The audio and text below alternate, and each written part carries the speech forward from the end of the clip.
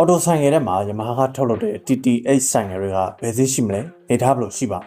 2012ခုနှစ်ဘန်ကောက်မော်တော်ဆိုင်ရှိုးမှာစကူတာမျိုးသားဖြစ်တဲ့ auto ဆိုင်ငယ် TT8 ကို 125cc အင်ဂျင်နဲ့စက်တင်မိတ်ဆက်လာပါတယ်တည်တည်ကြီးဒီဇိုင်းမိုက်ပြီးတော့စီစားတက်တာမယ် performance လည်းကောင်းတယ်ဈေးနှုန်းလည်းတက်တာကြောင့်2012ခုနှစ်တွင်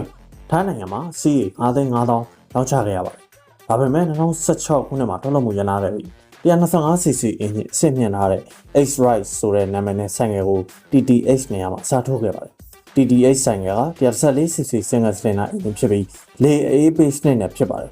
မြင့်ကောင်းရင် 8.5 ထွက်ပြီးလိန်ချစ်အားကလည်း 8.5 Newton meter ပဲဖြစ်ပါတယ်တက်စီတကားလမ်းကိုမိုင်130ဝန်းကျင်ထိမောင်းနိုင်ပါတယ်။တိုင်းအမြင့်တော့မိုင်60ဝန်းကျင်မောင်းနိုင်မှာလည်းဖြစ်ပါတယ်။2016တစ်ရှိအောင်မှဆိုရင်အခုငွေဈေးနဲ့360 ဝန်းကျင်ရှိမှာဖြစ်ပါတယ်။စက္ကန့်ပိတ်တွေကတော့မြန်မာနိုင်ငံမှာ330ကနေ50ဝန်းကျင်ရောင်းချနေတာတော့တွေ့ရပါတယ်။မိတ်ဆွေအနေနဲ့ဒီဈေးတန်းနဲ့ auto ဆိုင်ငယ်ထဲမှာ TT8 ဆိုင်ငယ်ကိုရွေးပြမလား။ကြားပဲဆိုင်ငယ်ကိုရွေးချယ်ပြမလဲဆိုတော့ comment မှာပြောပြခဲ့ကြပါဦးခင်ဗျ။